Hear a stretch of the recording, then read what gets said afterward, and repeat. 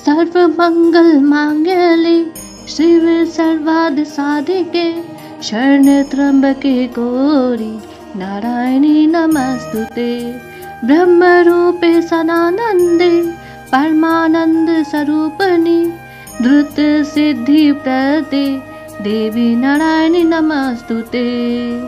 करुणामय जगत जननी आनंदमय स्नेहमयी माँ आपकी सदा जय हो। हे अम्बे, पंखहीन पक्षी और भूख से पीड़ित बच्चे जिस प्रकार अपनी माँ की राह देखते हैं, उसी प्रकार मैं आपकी दया की प्रतीक्षा कर रही हूँ। हे अमृतमयी माँ, आप शीघ्र ही आकर मुझे दर्शन दे, मैं आपका रहस्य जान सकूं, ऐसी बुद्धि मुझे प्रदान करें। जय माता दी। नवरात्रि के पावन अवसर पर आज है चौथा दिन। इस दिन की अधिष्ठात्री देवी हैं माँ कुष्मांडा, सृष्टि जननी, जिनकी दिव्य मुस्कान से संपूर्ण ब्रह्मांड की रचना हुई। डिवाइन सनातन स्टोरीज लेकर आया है माँ दुर्गा सप्तशती के अध्याय 5 और 6। इस पवित्र पाठ की शुरुआत में हम पढ़ेंगे दुर्गा कवच, जो माँ के आशीर्वाद से आपकी रक्षा और शक्ति को जगाता। पाठ का श्रवण करते हैं। शिवजी बोले, हे देवी, तुम भक्तों के लिए सुलभ हो और समस्त कर्मों का विधान करने वाली हो। कलयुग में कामनाओं की सिद्धि हेतु यदि कोई उपाय हो तो उसे अपनी वाणी द्वारा सम्यक रूप से व्यक्त करो। देवी ने कहा, हे देव, आपको मेरे ऊपर बहुत स्नेह है। कलयुग में समस्त कामनाओं को सिद्ध करने वाला जो साधन है वह बतलाती हूँ, सुनो। उसका नाम है अम्बा स्तुति। ओम इस दुर्गा सब श्लोक के स्त्रोत मन के नारायण ऋषि हैं। अनुष्टुप छंद है। श्री महाकाली, महालक्ष्मी और महासरस्वती देवता हैं। श्री दुर्गा की प्रसन्नता के लिए सप्त श्लोकी दुर्गा पाठ में इसका विनियोग किया जाता है। वे भगवती महामाया देवी ज्ञानियों के भी चित्त को बलपूर्वक खींचकर मोह में डाल देती हैं।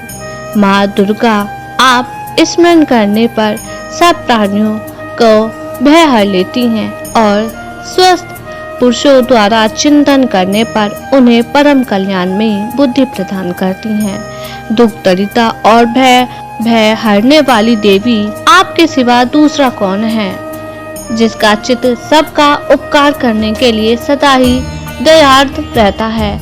नारायणी तुम सब प्रकार का मंगल प्रदान करने वाली मंगलमयी हो। कल्याणदायिनी शिवा हो, सब पुरुषार्थों की सिद्ध करने वाली। शरणागत वत्सला, 3 नेत्रों वाली एवं गौरी हो, तुम्हें नमस्कार है। शरण में आए हुए तीनों एवं पीड़ितों की रक्षा में संग रहने वाली तथा सबकी पीड़ा दूर करने वाली नारायणी देवी, तुम्हें नमस्कार।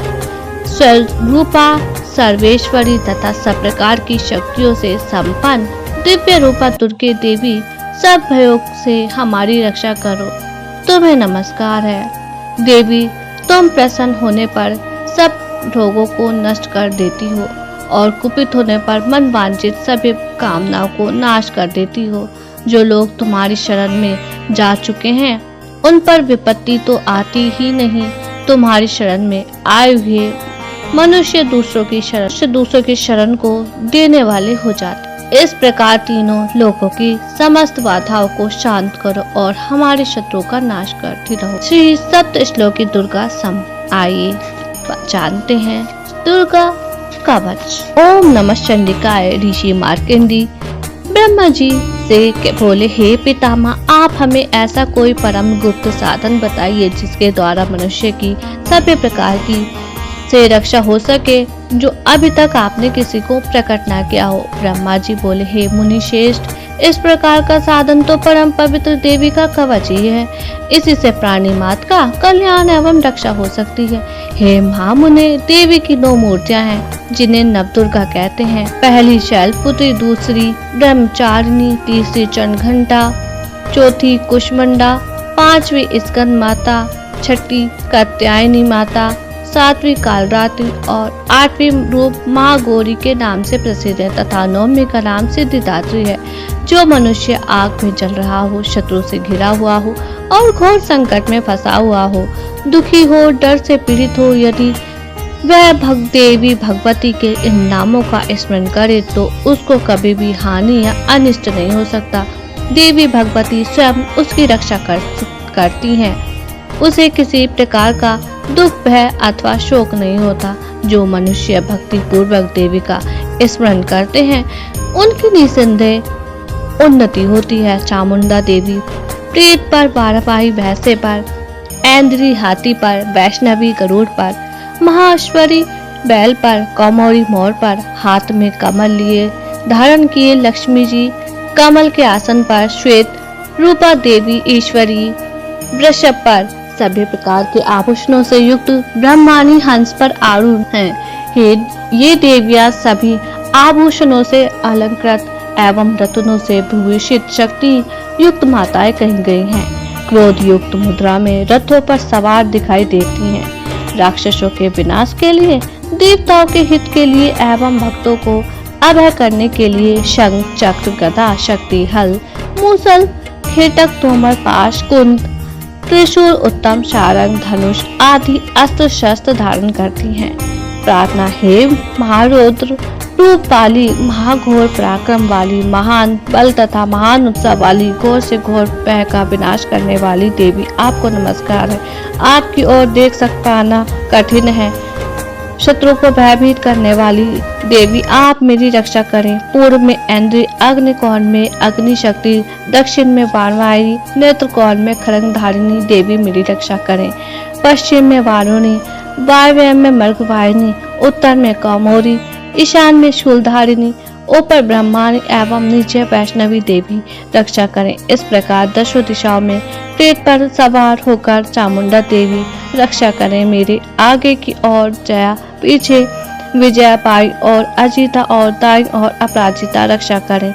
उद्धोतनी शिखा की, ओमा मस्तक की और मालधारी ललाट की, यशस्विनी बोहों की, बोहों के मध्य की त्रिनेत्रा, नथुनों की यम घंटा, नेत्रों के मध्य में शांखनी, कानों की द्वारवासिनी, कपोलों की कालिका, कर्णमूलों की शांकरी, नासिका की सुगंधा, ऊपर की होठ की चर्चिका, नीचे की होठ अमृतकला एवं जीवा की सरस्वती रक्षा करें। दांतों की कामोरी, कंठ की चंडिका, गले की घंटी की चंद्र घंटा, तालु की महामाया, थोड़ी की कामाक्षी, वाणी की सर्व मंगला, ग्रीवा की भद्रकाली, पीठ की धनुधरी, कंठ के भारी भाग की नीलग्रीवा और नासिका की नलकोबरी रक्षा करें। कंधों की खड़गनी, भुजाओं की ब्रजधारणी, हाथों की दंडिनी, उंगलियों की अंबिका, नखों की शूलेश्वरी, बगलों के कुलेश्वरी, स्तनों की महादेवी, मन की शौक विनाशनी, हृदय की ललिता देवी रक्षा करें। उधर की शूलधारिणी, नाभि की कामिनी, गुहा स्थान की गुहेश्वरी, लिंग की पूतना और कामिका गुथा की महिषवानी रक्षा करें। कटी की भगवती, कुटनों की विंध्यवासिनी, जगहों की सर्व कार्य सिद्ध करने वाली महाबला रक्षा करें। एड़ियों के नारसिंगनी, पैरों के ऊपरी भाग की तेजसी, पैरों की उंगलियों की श्री, पैरों के बीच की पाताल भासनी, पैरों के नखों की दुष्ट काराली और केशों की उद्र केशनी रक्षा करें। और पार्वती, रक्त मंजा, वसा, मांस, हड्डी, मैदे की रक्षा करें। रोम के छिद्रों की कावेरी, त्वचा की बागेश्वरी रक्षा करें। अंतरियों की कालरात्रि, पित्त की मुकुटेश्वरी, पदकोश की पदावती, कफ को चूड़ामणि रक्षा करें। नखों के तेज की ज्वालामुखी, सभी संधियों अर्थात जोड़ों की आविदा देवी रक्षा करें। मेरे वीर्य की ब्रह्मांडी छाया की छतेश्वरी रक्षा करें। मेरे मन, वृत्ति और अहंकार की धर्म धारिणी, मेरे प्राण, अपमान, ज्ञान, उदान और समान पांचों वायु की ब्रजहस्ता रक्षा करें। रस, भूख, गंध, स्पर्श और शब्द के अनुभव की योगिनी, सतोगुण, रजोगुण, तमोगुण की नारायणी सदा रक्षा करें। वाराही आयु की, धर्म की वैष्णवी, यश एवं कीर्ति की लक्ष्मी तथा धन विद्या की चक्रिणी रक्षा करें। इंद्राणी गोत्र की चंडिका, पशुओं की महालक्ष्मी, पुत्रों की भैरवी, भार्य की रक्षा करें। सुपथापत की समाकारी मार्ग की रक्षा करें। महालक्ष्मी राजा के दरबार में रक्षा करें एवं विजय सभी दिशाओं में रक्षा करें। और जो भी स्थान कवच में नहीं आए और आरक्षित हैं उन स्थानों की पाप नाशनी जयंती देवी रक्षा करें। जो मनुष्य अपनी कल्याण चाहे तो वह मनुष्य जीव वह कवच के बिना एक पग न चले। जो मनुष्य देवी को स्मरण करता हुआ जहाँ विचरण करता है वहाँ उस देवी धन लाभ एवं विजय प्राप्त होती है, और मनुष्य जिस कार्य की सिद्धि चाहता है वह निश्चय ही उस कार्य में सफलता प्राप्त है और इसी जन्म में ऐश्वर्य एवं अतुल संपत्ति प्राप्त होती है। वह मनुष्य युद्ध भूमि में शत्रु को पराजित करके निर्भय हो जाता है और तीनों लोकों में पूज्य हो जाता है। देवी का यह कवच देवताओं को भी दुर्लभ है। जो व्यक्ति श्रद्धा और नियम से नित्य तीनों काल में इसे पढ़ता है उसमें देवी काल का प्रादुर्भाव होता है। वह तीनों लोकों में अपराजित तथा अकाल मृत्यु से रहित 100 वर्ष से अधिक आयु को प्राप्त होता है। फोड़े, फुंसी, चेचक, कोढ़ आदि सब व्याधि नष्ट हो जाती हैं। भांग, अफीम आदि के स्थावर विष, बिच्छू और सर्प आदि के जंगम विष और तेल आदि के कृत्रिम वे सभी निवृत्त हो जाते हैं। पृथ्वी पर मंत्र यंत्र कवचाव्रत पुरुष को देखते ही निष्क्रिय हो जाते हैं। भूचर, खेचर, जलचर और नवचर जन्म के साथ उत्पन्न देवता कुल में उत्पन्न रोग तथा गणमाला, टांकनिया, शाकनी, अंतरिक्ष में विचरने वाली घोर टांकनिया, ग्रह, भूत, पिशाच, यक्ष, गंधर्व, राक्षस, महाराक्षस, बैताल, कुष्मंडा और भैरव आदि जिसके हृदय में कवच का निवास हो उसे देखकर भाग जाते हैं। उसे सम्मान और उन्नति की प्राप्ति होती है। यह कवच राजसी तेज को बढ़ाने वाला है। जो मनुष्य कवच का पाठ करके सप्तशती का पाठ करता है पृथ्वी पर उसका यश बढ़ता है। जब तक पृथ्वी पर पर्वत, वन और वृक्ष आदि हैं तब तक उसके पुत्र आदि की संतति स्थिर रहती है। वह पुरुष मरने पर महामाया की कृपा से उस शेष स्थान को प्राप्त होता है जो देवताओं को भी दुर्लभ है। वह सुंदर दिव्य रूप को धारण करता है और कल्याण में शिव के साथ आनंद का भागी होता है। इति देवी कवच संपूर्णम। अगला स्त्रोत। ओम नमः चंडिकाय। ऋषि मार्कंडेय जी बोले, जयंती मंगला काली भद्रकाली कपालिनी दुर्गा क्षमा शिवा धात्री स्वाहा स्वधा आदि रूपों से प्रसिद्ध जगदम्बे आपको मेरा प्रणाम है। समस्त प्राणियों के दुख दूर करने वाली चामुंडे आपकी जय हो। सब में व्याप्त रहने वाली कालरात्रि आपकी जय हो। मधु तथा कैटभ का हरण करने वाली और ब्रह्मा जी को वरदान देने वाली देवी आपको प्रणाम है। हे देवी, आप मुझे सुंदर रूप दो, जय दो, यश दो और मेरे काम क्रोध आदि शत्रुओं का नाश करो। महिषासुर का नाश करने वाली, भक्तों को सुख देने वाली आपको प्रणाम है। मुझे रूप दो, जय दो, यश दो, मेरे शत्रुओं का नाश करो। हे रक्त बीज का वध करने वाली देवी और चंडमुंड का हनन करने वाली माता, मुझे रूप दो, जय दो, यश दो, शत्रुओं का विनाश करो। शुभ निशुम तथा तुम राक्ष का मर्दन करने वाली देवी, मुझे रूप दो, जय दो, यश दो, मेरे शत्रुओं का विनाश करो। हे देवी, हम सब आपके चरणों की वंदना करते हैं। आप सौभाग्य को देने वाली हैं। मुझे रूप दो, जय दो, यश दो, शत्रुओं का विनाश करो। हे अचिंत्य रूप और चरित वाली, शत्रुओं का विनाश करने वाली देवी, मुझे रूप दो, जय दो, यश दो और शत्रुओं का विनाश करो। हे पापों का नाश करने वाली चंडिका देवी, जो पुरुष सर्वदा भक्ति पूर्वक आपके चरणों में नतमस्तक है उन्हें रूप दो, जय दो, यश दो, शत्रुओं का विनाश करो। हे रोगों का नाश करने वाली चंडी के जो मनुष्य श्रद्धा पूर्वक आपकी स्तुति करते हैं उन्हें रूप दो, जय दो, यश दो और शत्रुओं का विनाश करो। हे देवी, आप मुझ पर सौभाग्य तथा आरोग्य और परम सुख दो। रूप दो, जय दो, यश दो, शत्रुओं का विनाश करो। हे माता, जो मुझसे द्वेष करे उनको पाप, हे माता जो मुझसे द्वेष करे उनका नाश करो तथा मुझे बल दो। रूप दो, जय दो, यश दो और शत्रुओं का विनाश करो। हे देवी, मेरा कल्याण करो, मुझे विपुल धन संपत्ति दो। रूप दो, जय दो, यश दो और शत्रुओं का नाश करो। हे अंबिके, देवता तथा दानव दोनों ही आपके चरणों में अपना मस्तक झुकाते हैं। आप कृपा करो, मुझे रूप दो, जय दो, यश दो, शत्रुओं का विनाश करो। हे मातेश्वरी, अपने भक्तों को विद्वान, यशस्वी और लक्ष्मीवान करो। मुझे रूप दो, जय दो, यश दो और शत्रु का विनाश करो। प्रचंड दैत्यों के घमंड को चूर करने वाली चंडी के शरण में आए हुए मुझे रूप दो, जय दो, यश दो और मेरे शत्रुओं का नाश करो। हे चतुर्भुजी अंबिके, ब्रह्मा, विष्णु तथा शिव से पूजित परमेश्वरी, मुझे रूप दो, जय दो, यश दो और मेरे शत्रुओं का नाश करो।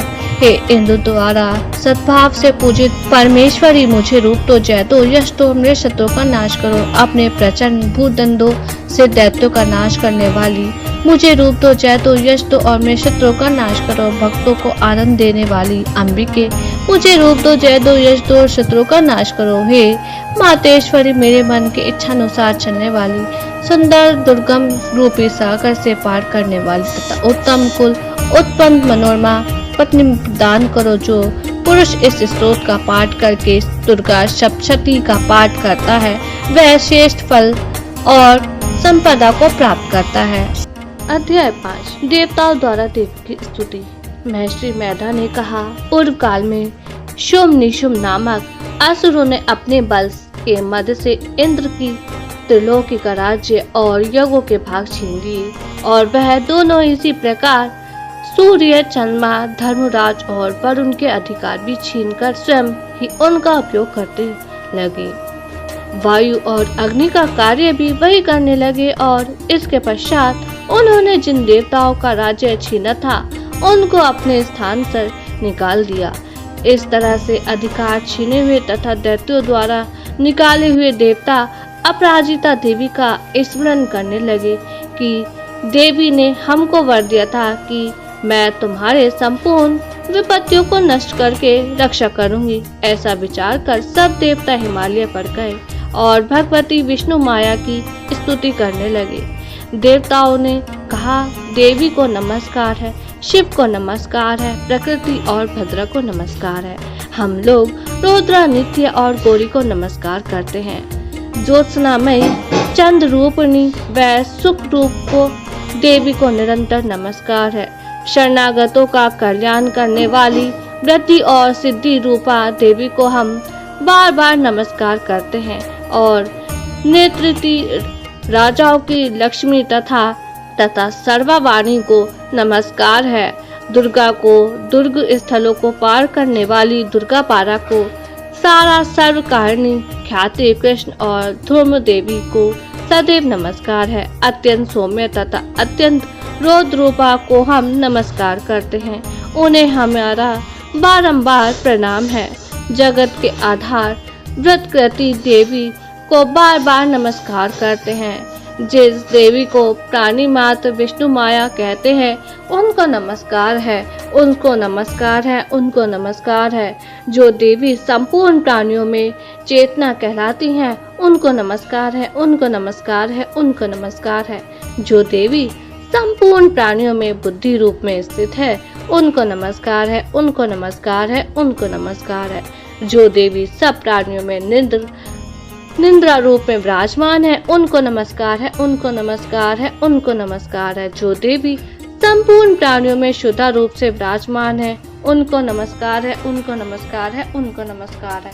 जो देवी संपूर्ण प्राणियों में छाया रूप में स्थित है उनको नमस्कार है, उनको नमस्कार है, उनको नमस्कार। जो देवी सब प्राणियों में शक्ति रूप में स्थित है उनको नमस्कार है, उनको नमस्कार है, उनको नमस्कार। जो देवी संपूर्ण प्राणियों में तृष्णा रूप में स्थित है उनको नमस्कार है, उनको नमस्कार है, उनको नमस्कार है।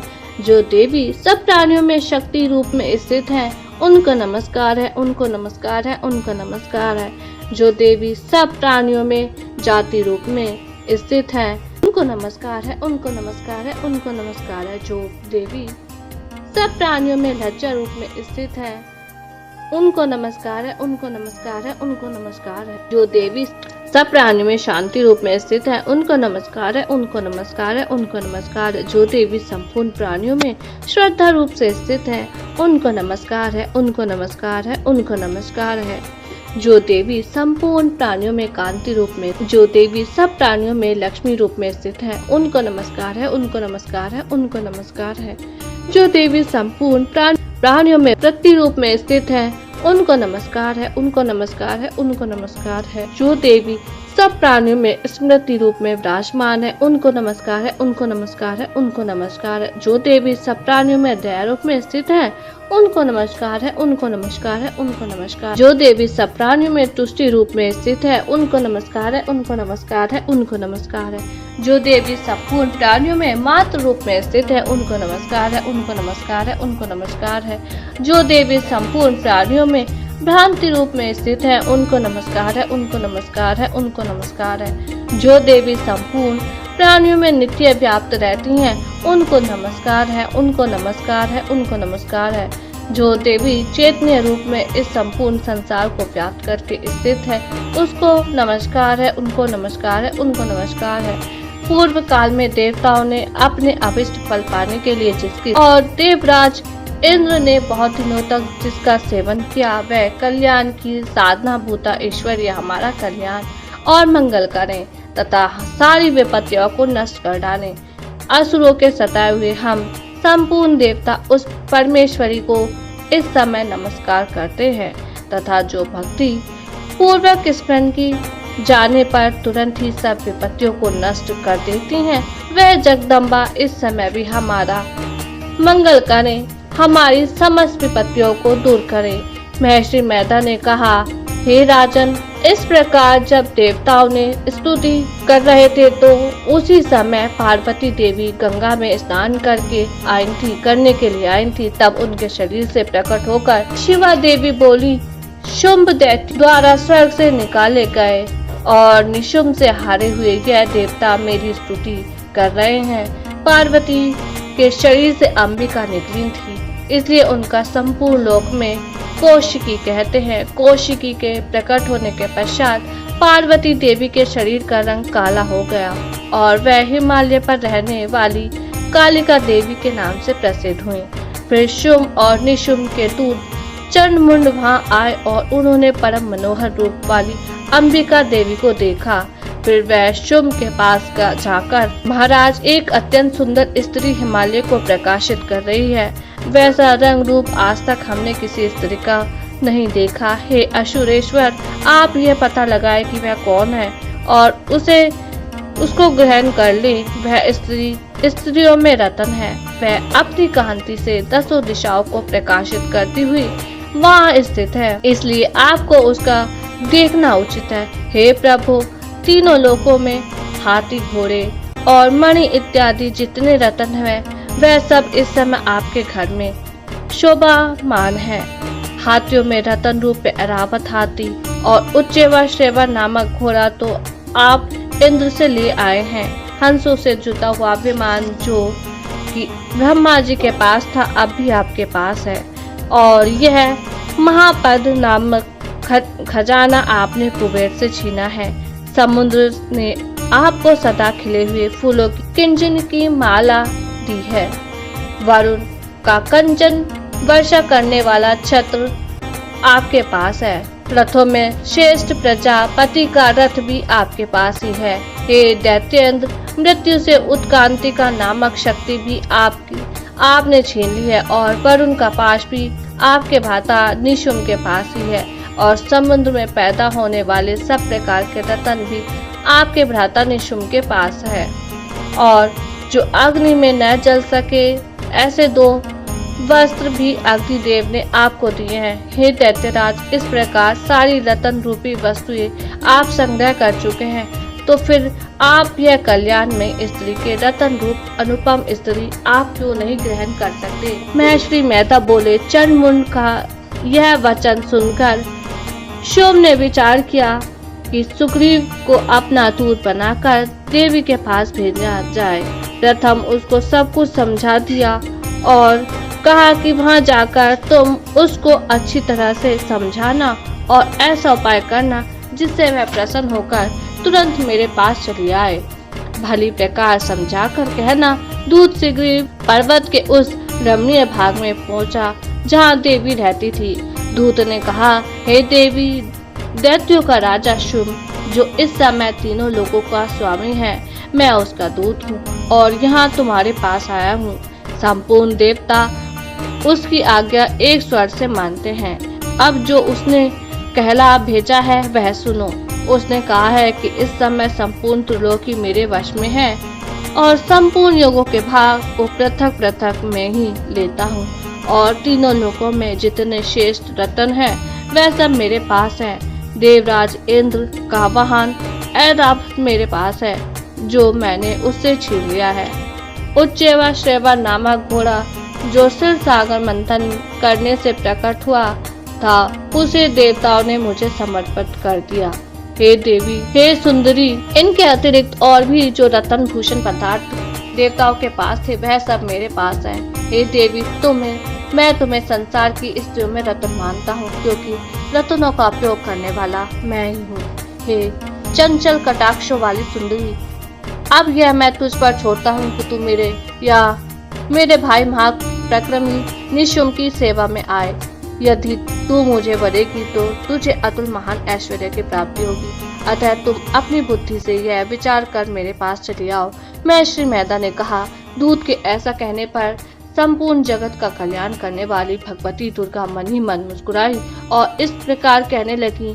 देवी ने कहा, हे दूत, तू जो कुछ कह रहा है वह सत्य है, इसमें किंचित मात्र भी झूठ नहीं है। शुम्भ इस समय तीनों त्रिलोकी का स्वामी है और निशुम्भ भी उसी की तरह पराक्रमी है, किंतु इसके संबंध में मैं जो प्रतिज्ञा कर चुकी हूँ उसे मैं कैसे झुठला सकती हूँ। अतः मैंने जो प्रतिज्ञा की है उसे सुन। जो मुझे युद्ध में जीत लेगा और मेरे अभिमान को खंडित करेगा तथा बल में मेरे समान होगा वही मेरा स्वामी होगा। इसलिए शुम्भ तथा महाप्रक्रमी निशुम्भ यहाँ आवे और युद्ध में जीतकर मुझसे विवाह कर लें। इसमें भला देर की क्या आवश्यकता है। दूत ने कहा, हे देवी, तुम अभिमान में भरी हुई हो, मेरे सामने तुम ऐसी बात कर रही हो। इस समय त्रिलोकी में मुझे तो ऐसा कोई दिखाई नहीं देता जो शुम्भ और निशुम्भ के सामने ठहर सके। जिन शुम्भ आदि असुरों के सामने इंद्र आदि देवता नहीं ठहर सके तो तुम अकेली स्त्री उनके सामने कैसे ठहर सकोगी। अतः तुम मेरा कहना मानकर उनके पास चली जाओ, नहीं तो जब वह तुम्हें केश पकड़ कर घसीटते हुए ले जाएंगे तो तुम्हारा गौरव नष्ट हो जाएगा। इसलिए मेरी बात मान लो। देवी ने कहा, जो कुछ तुमने कहा वो भी ठीक है। शुम्भ और निशुम्भ बड़े बलवान है, लेकिन मैं क्या कर सकती हूँ क्योंकि मैंने तो बिना विचारे प्रतिज्ञा कर चुकी हूँ। इसलिए तुम जाओ और मैंने जो कुछ कहा है वह सब आदर पूर्वक असुरेन से कह दो। इसके पश्चात जो उचित समझे करे। और हमारा 5वां अध्याय संपूर्ण हुआ। अध्याय 6 द्रुमलोचन वध। महर्षि मेधा ने कहा। देवी की बात सुनकर दूत क्रोध में भरा हुआ वहां से असुरेन के पास पहुंचा और सारा वृत्तांत उसे कहा सुनाया। दूत की बात सुन असुरेन को के क्रोध का पारा वार न रहा और उसने अपने सेनापति द्रुमलोचन से कहा, द्रुमलोचन, तुम अपनी सेना सहित शीघ्र वहां जाओ और उस दुष्टा के केशों को पकड़कर उसे घसीटते हुए यहाँ ले आओ। यदि उसकी रक्षा के लिए कोई दूसरा खड़ा हो, चाहे वह देवता, यक्ष अथवा गंधर्व ही क्यों न, उसको तुम अवश्य मार डालना। महर्षि मेधा ने कहा। शुम्भ के इस प्रकार आज्ञा देने पर द्रुमलोचन 60,000 राक्षसों की सेना को साथ लेकर वहां पहुंचा और देवी को देखकर ललकार कर कहने लगा, अरे तू अभी शुम्भ और निशुम्भ के पास चल। यदि तू प्रसन्नता पूर्वक मेरे साथ न चलेगी तो मैं तेरे केशों को पकड़कर घसीटता हुआ तुझे ले चलूंगा। देवी बोली, असुरेन को भेजा हुआ तेरे जैसा बलवान यदि बलपूर्वक मुझे ले जावेगा तो ऐसा दशा में मैं तुम्हारा ही क्या कर सकती हूँ। महर्षि मेधा ने कहा कि ऐसा कहने पर द्रुमलोचन उसकी ओर लपका, किंतु देवी ने उसे अपने हुंकार से ही भस्म कर डाला। यह देखकर असुर सेना क्रुद्ध होकर देवी की ओर बढ़ी, परंतु अंबिका ने उन पर तीखे बाणों, शक्तियों तथा पार्श्वों की वर्षा आरंभ कर दी। इतने में देवी का वाहन भी अपनी ग्रीवा के बालों को झटकता हुआ और बड़ा भारी शब्द करता हुआ असुर सेना में कूद पड़ा। उसने कई असुरों को अपने पंजों से, कई को अपने जबड़ों से और कई को धरती पर पटक पटक कर अपने ढालों से घायल करके मार डाला। उसने कई असुरों के नख फाड़ के मार डाला और कई असुरों को तो केवल थप्पड़ मारकर ही सिर धड़ से अलग कर दिया। कई असुरों की भुजा सिर से तोड़कर अलग कर दी और गर्दन को बालों को हिलाते हुए उसने कई असुरों को पकड़कर उनके पेट फाड़कर उनका रक्त पी डाला। इस प्रकार देवी के उस महान बलवान सिंह ने क्षण भर में असुर सेना को समाप्त कर दिया। शुभ ने जब यह सुना कि देवी ने दुर्मलोचन असुर को मार डाला है तो उसके सिंह ने सारी सेना का संहार कर डाला है, तब उसको बड़ा क्रोध आया और उसके मारे क्रोध के होठ फड़कने लगे और उसने चंड और मुंड नामक दो महान असुरों को आज्ञा दी कि हे चंड हे मुंड, तुम अपने साथ एक बड़ी सेना लेकर वहां जाओ और उस देवी के बाल पकड़कर उसे बांधकर तुरंत यहाँ मेरे पास यहाँ ले आओ। यदि उसको यहाँ लाने में किसी भी प्रकार का संदेह हो तो अपनी सेना सहित उससे लड़ते हुए उसको मार डालो और जब वह दुष्ट और उसका सिंह दोनों मारे जावे तब भी उसको बांधकर यहाँ ले आना। आज का हमारा छठा अध्याय समाप्त हुआ। जय माता दी। यदि आपको आज की वीडियो पसंद आई हो तो वीडियो को लाइक करें, शेयर करें और हमारे डिवाइन सनातन स्टोरीज चैनल को सब्सक्राइब करना ना भूल। कल फिर मिलेंगे अध्याय 7 में। तब तक के लिए जय माता दी। माता रानी आपकी सभी मनोकामनाएं और कमेंट में जय माता दी जरूर लिखें।